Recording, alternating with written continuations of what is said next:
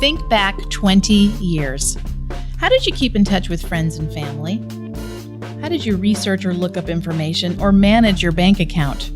How did you get around town?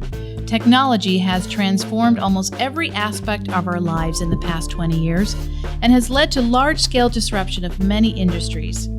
Is the life sciences and healthcare industry next? This is Tales of Transformation.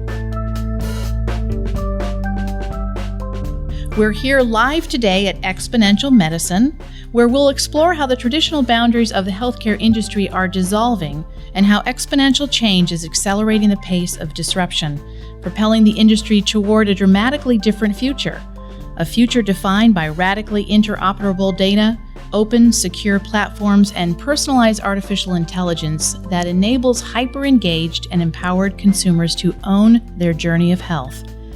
Today, I have Asif Dar and Neil Batra, both principals with Deloitte Consulting LLP, with me to discuss the impact of disruption on life sciences and healthcare and the future of health. Welcome. Great to be here. It's great to be here. Asif, we've heard Deloitte talk here at XMed about how fundamental shifts in innovation tend to occur in 7-year cycles. By the year 2040, a point we can get to later in the show, 3 of these cycles will have passed, each building off the other exponentially. How does this lead to disruption of an industry? It's a good round number to think about not only the introduction of a technology, but for society to restructure itself to be able to use it in a very effective way. The thing that's unique about healthcare is the number of technology disruptions that are happening simultaneously.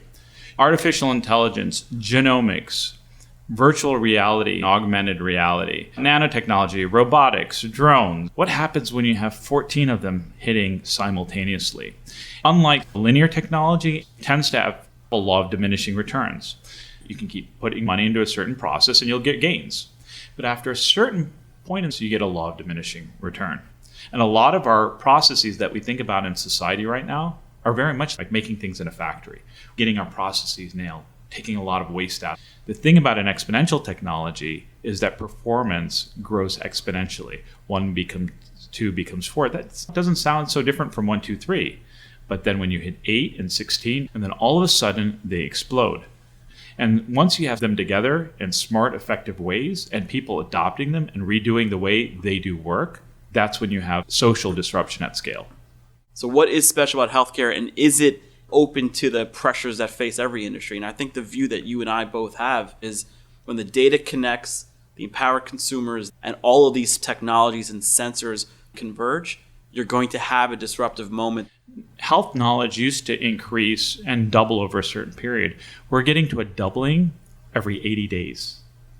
Can you imagine? The entire body of knowledge of health doubles in such a short period of time. What's the plausibility anyone can keep up with that? None. Are we talking about the next innovation cycle, or is it that these cycles are exponentially changing, that we're using wrong language? What you have to think about are tsunamis and earthquakes. The earthquake is the disruptions that are happening right now in healthcare. The personalized medicine revolution is powered by genomics. The shared economy revolution is powered by a whole host of tools and networks. Interestingly, these aren't little linear jumps where you can look at yesterday and you see the increase and you say, that's exactly what happens tomorrow. That's an absolute mistake to do in this world, because you have to understand you'll have a doubling or a tripling or whatever the factor of exponential growth is. What you need to be able to do is to prognosticate the likelihood of that disruption.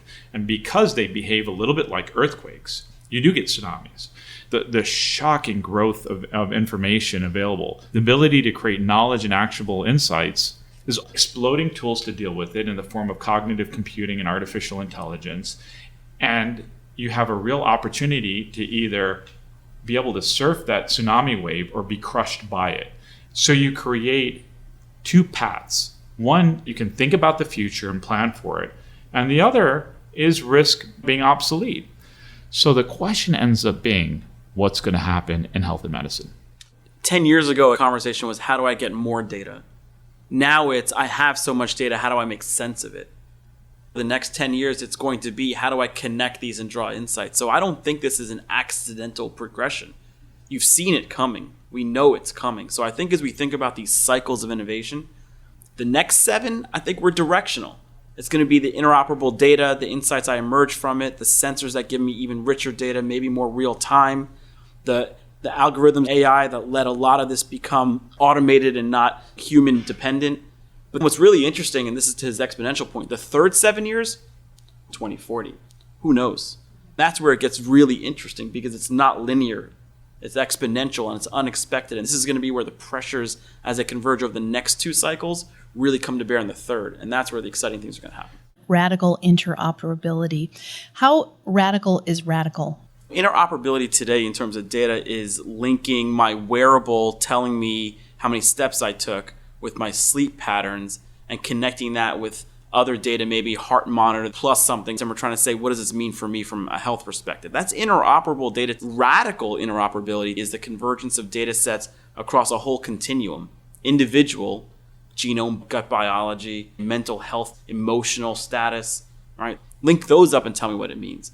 Now link that with population health, what's going on in my community, and link that with my environmental factors, heat index, pollen count, other dynamics, and put all of that together and now give me the answer in real time.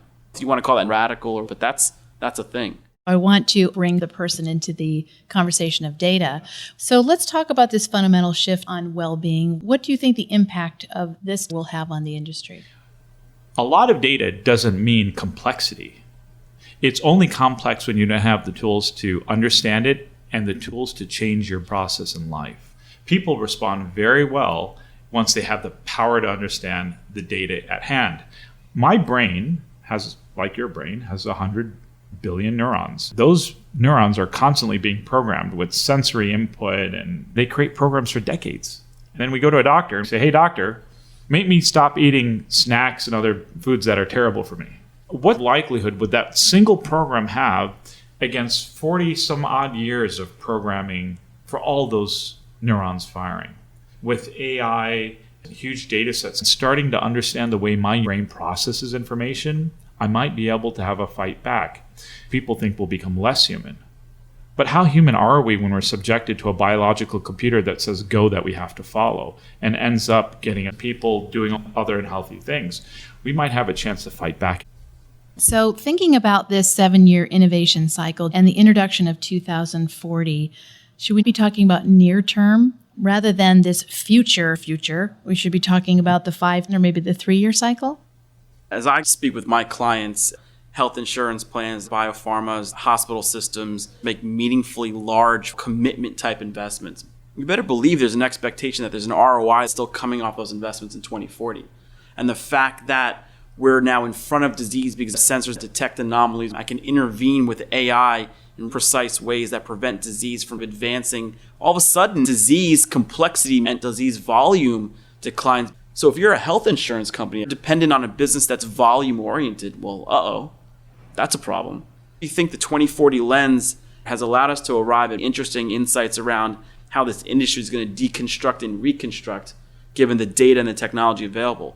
So what we've found is our clients are very receptive to a 2040 frame because it actually shines a really bright light on where opportunity and risk lies with the investments they're making right now.